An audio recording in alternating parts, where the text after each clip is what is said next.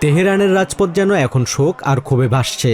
ইরানের প্রয়াত সর্বোচ্চ নেতা আয়াতুল্লাহ আলী খামেনি এবং তার পরিবারের 4 সদস্যের শেষকৃত্যকে কেন্দ্র করে সোমবার তেহরানের কেন্দ্রস্থল আজাদি স্কোয়ারে হাজারো মানুষের উপস্থিতিতে অনুষ্ঠিত হয় স্মরণকালের বৃহত্তম জানাজা ও আনুষ্ঠানিক কর্মসূচির মূল শোক মিছিল।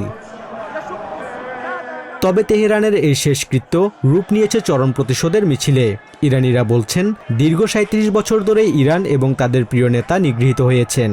শোকাহত ইরানিদের দাবি, আলী খামেনি ছিলেন একজন শক্তিমান ও ভালো নেতা, কিন্তু সাম্রাজ্যবাদী শক্তি তাকে তার পেছনে নানা অপবাদ দিয়েছে এবং হত্যা করেছে।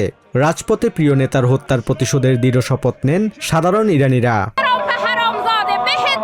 আজ আমি এখান থেকে ট্রাম্পকে বলতে চাই, তোমার কাছ থেকে আমাদের নেতার রক্তের বদলা নেব, এটা নিশ্চিত থাকো। তুমি যে গর্তেই লুকিয়ে থাকো না কেন, আমরা এই রক্ত বৃথা যেতে দেব না। আমরা আশা করি নেতানিয়াহু এবং ট্রাম্পকে এর চেয়েও বেশি ভোগান্তি পোহাতে হবে। সামনে এখনো অনেক কিছু বাকি আছে।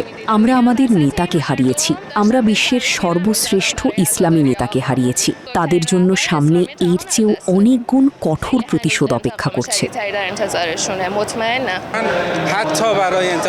প্রতিশোধ এখনো নেওয়া হয়নি। এই যে রক্তিম পতাকাগুলো উড়ানো হয়েছে, এর অর্থ হলো আমাদের নেতার হত্যার বদলা অবশ্যই নিতে হবে। আমাদের উচিত তাদের একদম শিকড় সহ উপড়ে ফেলা। রাজপথে বিশাল বিশাল ব্যানার, ফেস্টুনের প্রতিবাদ ও প্রতিশোধের বার্তা তুলে ধরেন ক্ষুব্ধ ইরানিরা। এপস্টেনিয়ান ট্রাম্প শীঘ্রই তোমার মৃত্যু হবে শীর্ষক স্লোগান সহ ট্রাম্প, জেডি ভ্যান্স, পিট হেগসেথ ও নেতানিয়াহুর ছবির ওপর ক্রস চিহ্ন বসিয়ে রক্তের বদলে রক্ত ঝরবে শীর্ষক নানা স্লোগান তুলে ধরেন বিক্ষোভকারীরা। এক সপ্তাহের রাষ্ট্রীয় শোক কর্মসূচির অংশ হিসেবে মঙ্গলবার কফিনগুলো শিয়া ধর্মীয় শিক্ষার মূল কেন্দ্র তেহরানের দক্ষিণ পশ্চিমাঞ্চলীয় কোম নগরীতে নেওয়া হবে। পরে ইরাকের নাজাফ ও কারবালায় শোক মিছিল শেষে পুনরায় ইরান ফিরে দেশটির শীর্ষ এই নেতাকে বৃহস্পতিবার তার জন্মশহর মাশহাদে দাফন করা হবে।